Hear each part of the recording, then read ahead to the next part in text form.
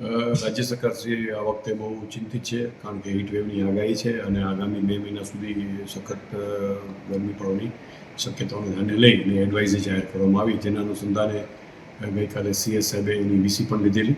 એમાં જે અમને સૂચના મળે એનું અનુસંધાનમાં આપણે જિલ્લા કક્ષાના અધિકારીઓની બેઠક બોલાવે.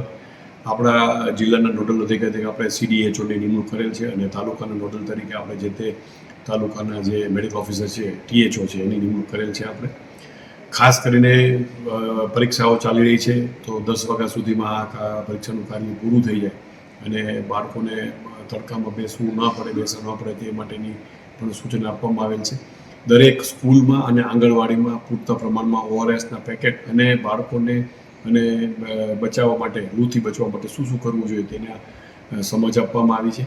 ગ્રામ્ય વિસ્તારમાં દરેક VCને અહીંથી સૂચના ગઈકાલે અમે DDOની સૂચના આપી હતી, DDO દ્વારા દરેકને જાણ કરવામાં આવેલ છે અને એની જે માર્ગદર્શક સૂચનાઓ છે ગ્રામ પંચાયતના નોટિસ બોર્ડ ઉપર પણ લગાડી દેવામાં આવેલ છે.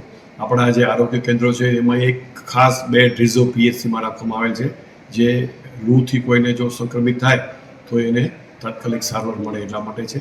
આમ આપણે પૂરતું આયોજન છે એ કરી દેવામાં આવેલ છે. આપણે GIDCના અધિકારીઓને અને દરેક જે મોટા યુનિટો છે તેને સૂચના આપેલી છે કે જ્યાં બોઇલરનું કામ ચાલતું હોય કે ગરમી અંદર એક બહારે ગરમી હોય અને અંદર પણ થતી હોય તો પૂરતી કાળજી લેવી. બને ત્યાં સુધી બપોરના ટાઈમે આવું કાંઈ યુનિટ જો બંધ રાખવું પડે તો બંધ પણ રાખવું, એવા દિશા નિર્દેશ પણ તેઓને આપી દેવામાં આવે છે. જ્યાં ખાસ કરીને સ્ટોરેજ થાય છે, જેમ કે ઓક્સિજનના બોટલો ભરેલી હોય કે કોઈ આગ સાથેનું કામ થતું હોય અને પોતાના જે વાયરિંગ હોય એ પણ ચેક કરાવી લેવાની તમામને સૂચના આપી દેવામાં આવે છે.